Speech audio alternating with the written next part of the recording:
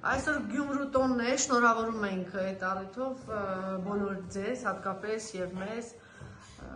բայց նաեւ տոնը լիարժեք չի, երբ որ այստեղ չի Շիրակի թեմի առաջնորդը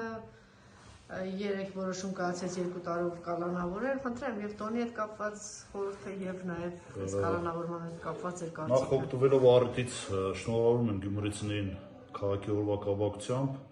Ամենակարևորը Դե ասեմ ձեր քաղաքը ավելի միշտ է գեղեցիկ եղել, բայց ավելի մաքուր է դարձել, շնորհավորում եմ ձեզ։ Քաղաքային իշխանության շնորհիվ է քաղաքը լավ տեսք ստացել, մաքուր եւ կառավարելի քաղաք է, որը սիրում են ԿՊԱ-ները նշել, որ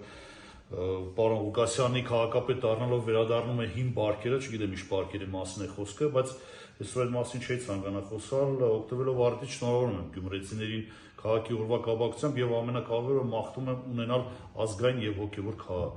Ցավալի է, որ այսօր քաղաքի տոնը նշում ենք առանց Շիրակի թեմի առաջնորդ գերաշնորհ Տեր Միքայել arczepiskopos Հաուջապայանի իրեք ականատես եղանք հերթական հաշվի հարդարի քաղաքական, որը տեղի ունեցավ դադավոր Արմենե Մելիքսեթյանի ձեռքով եւ որոշմամբ հուսամբ արտադատությունը կվերականգնվի Հայաստանում եւ Սրբազանի շատ շուտով տեսնենք եւ մնացած մեր բոլոր քաղաք բանվորականներին ազատության մեջ եւ ի վերջո այսօրով մի հատ կհամախմբվենք, մի ամուր կդառնանք եւ կազատվենք այս ազգադավ իշխանություններից, վստահ եմ կազատվենք եւ